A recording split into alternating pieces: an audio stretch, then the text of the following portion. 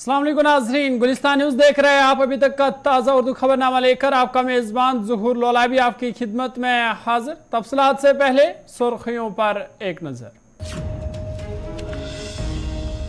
Imran Khan Toshakhana case में मुलजिम करार, अदालत ने 3 साल की सजा सुनाई। इस्लामाबाद पुलिस ने इमरान खान को ज़मान पार्क से किया गिरफ्तार।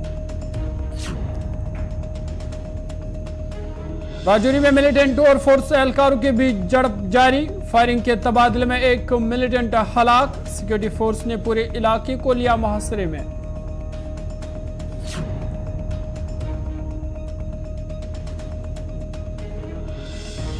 दफा 370 मनसूखी के बाद जम्मू कश्मीर में अमन हुआ कायम, आम आदमी अपनी मर्जी से जिंदगी गुजार रहा है। एलजी मनोज सिन्हा का बयान। और दफा 370 मनसूखी के 4 साल मुकम्मल, बीजेपी ने जम्मू कश्मीर में मनाया जश्न। दीगर सियासी पार्टियों ने 5 अगस्त को सियाह दिन दिया करार।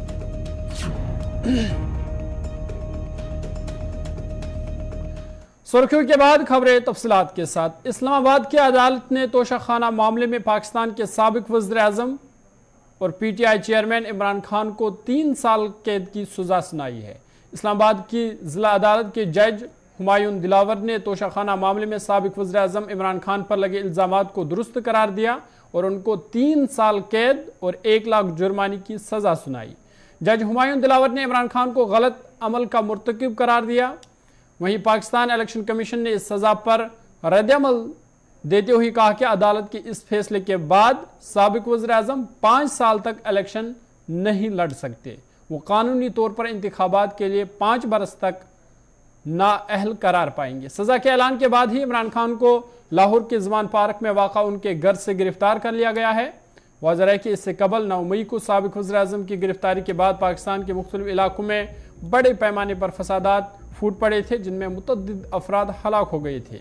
ताज़ा पेशरफ्त के बाद पाकिस्तान की सिक्योरिटी एजेंसियाँ अलर्ट पर है।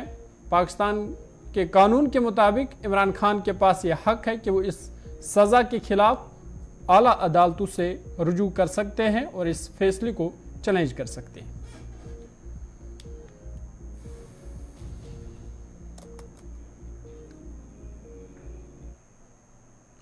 आगे बढ़ते हैं। सरहदी जिला राजौरी में सिक्योरिटी फोर्स और मिलिटेंटों के माबीन झड़प शुरू हुई है, जिसमें अभी तक की मिली ताज़ा इत्तलात के मुताबिक एक मिलिटेंट को हलाक कर दिया गया है, जबकि झड़प जारी है। इब्तिदाई मालूमात के मुताबिक सिक्योरिटी फोर्स को राजौरी के कंडी खवास इलाके में मिलिटेंटों की मौजूदगी के हवाले से एक खास इत्तला मौसूल हुई, जिसके बाद सिक्योरिटी फोर्स ने तलाश ऑपरेशन शुरू किया, जिस दौरान सिक्योरिटी फोर्स और मिलिटेंटों के दरमियान झड़प शुरू हुई और फायरिंग के नतीजे में एक मिलिटेंट को हलाक किया गया है। इधर इलाके में मजीद सिक्योरिटी फोर्स को तैनात किया गया है और तमाम दाखिली और खारजी रास्तों को बंद किया गया है। सिक्योरिटी फोर्स और मिलिटेंटों के दरमियान फायरिंग का शदीद तबादला जारी है।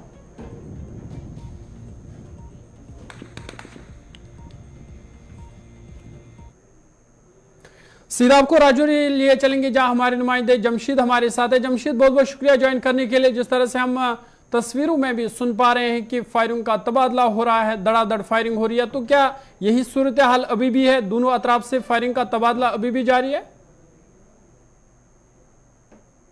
जो मैं आपको दे रहा हूं इसमें कि इस वक्त फायरिंग का सिलसिला जरूर थमा हुआ, मगर आज सुबह इस पूरे इलाके में, ख्वास के इलाके में मुश्तबा अफराद की नकल व हरकत देखे जाने के बाद बड़े पैमाने पर सर्च ऑपरेशन शुरू किया था। और सर्च ऑपरेशन देर शाम को इनकाउंटर में तब्दील हुआ, जहां पहले जराये के हवाले से खबर आई कि इस इनकाउंटर में एक मिलिटेंट को मार गिराया गया, मगर उसके बाद एडीजीपी जम्मू की तरफ से ये तस्दीक कर दी गई कि इस इनकाउंटर में एक मिलिटेंट को मार गिराया गया। और जराये के हवाले से जो खबर सामने आ रही थी कि 3 मिलिटेंटों का ग्रुप है जो इस इलाके में देखा गया था, जिसके बाद ये सर्च ऑपरेशन चलाया गया था। हालांकि उसके बाद फायरिंग का तबादला जरूर थमा हुआ, क्योंकि इस वक्त अंधेरा भी हो चुका है। दूसरी बड़ी बात है कि जंगल का इलाका होने के कारण काफी दुश्वारियां भी इस जंगल के अंदर आ सकती हैं, क्योंकि ये वही जंगल है जरूर जहां पिछले इसी साल की अगर बात करें, इससे पहले भी 1 जनवरी को जब ढांगरी में हमला हुआ था उसके बाद पूरे जंगल के अंदर एक बड़ा सर्च ऑपरेशन उस वक्त भी चलाया गया था, मगर उस वक्त किसी मिलिटेंट की मौजूदगी सामने नहीं आई। मगर आज अब सुबह इस इलाके को मुहासरे में लेकर सर्च ऑपरेशन शुरू किया गया, तो वो सर्च ऑपरेशन एनकाउंटर में तब्दील हुआ, जिसमें ये खबर सामने आ चुकी है कि एक मिलिटेंट को मार गिराया गया। और सर्च ऑपरेशन के साथ साथ इस वक्त पूरे इलाके को मुहासरे में लिया गया, जिसमें मजीद नफरी को भी यहाँ इन इलाकों में तैनात किया गया, क्योंकि अंधेरा होने के कारण मिलिटेंट इस जंगल से निकल ना पाए। इसको देखते हुए जम्मू कश्मीर पुलिस हो या सेना हो या सीआरपीएफ हो, इनने जंगल को पूरी चारों तरफ से मुहासरे में ले रखा हुआ है। ज़हूर जमशेद, जिस तरह से आप बता रहे हैं कि घना जंगलात है और रात का वक्त है, लाइट का मामला हो सकता है, तो क्या रात को इनकाउंटर या सर्च ऑपरेशन को कॉल ऑफ कर दिया जाएगा?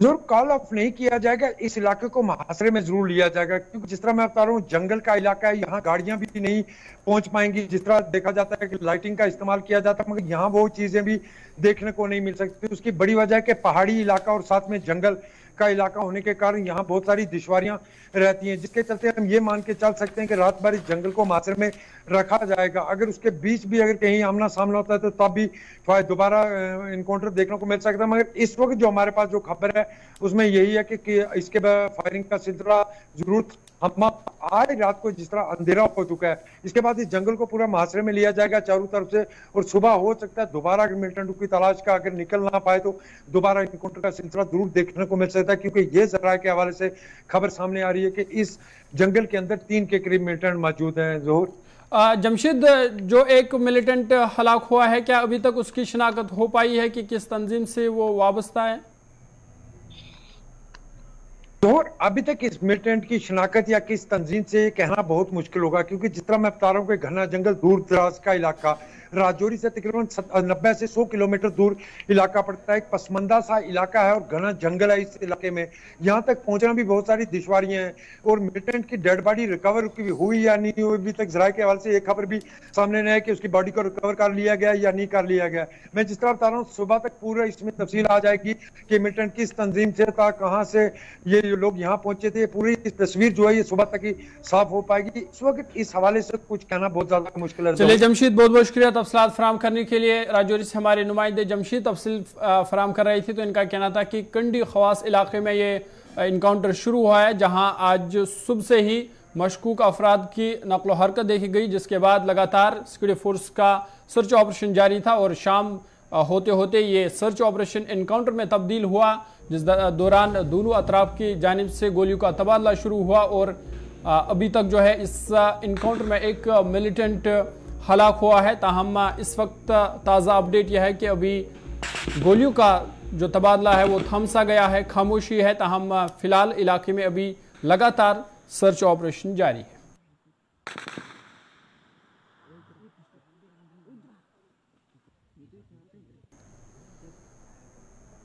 जम्मू कश्मीर के लेफ्टिनेंट गवर्नर मनोज सिन्हा का कहना है कि दफा 370 की तनसीख के बाद जम्मू कश्मीर में अमन का माहौल कायम हुआ है, और सबसे बड़ी तब्दीली यह हुई है कि अब आम आदमी अपनी मर्जी से जिंदगी जी रहा है।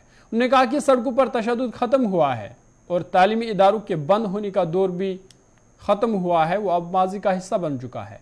उनका कहना था कि अरसे दराज के बाद जम्मू कश्मीर के नौजवानों के ख्वाबों को पर लग गई है। लेफ्टिनेंट गवर्नर ने इन बातों का इजहार SKICC में मुनक़दा एक तकरीब के बाद किया। उन्होंने कहा कि कश्मीर के लोग अंधेरा होते ही घरों को चले जाते थे, लेकिन आज रात देर गए तक पोलियो व्यू मार्केट खुला रहता है।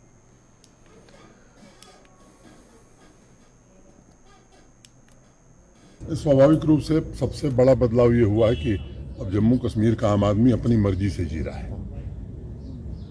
सड़क पर जो हिंसा होती थी वो समाप्त हो गई है। आतंकवादी अलगावादी संगठन और पाकिस्तान के इशारे पर 150 दिन से ज़्यादा जो बंद रहता था, स्कूल कॉलेज बिजनेस, वो दिन समाप्त हो गए। अंधेरा होते ही लोग घर जाने की ओर उन्मुख होते थे। अब देर रात तक पोलो व्यू मार्केट में दुकानें खुली हुई हैं। झेलम के किनारे नौजवान आइसक्रीम खाते हुए गिटार बजाकर गाने गा रहा है।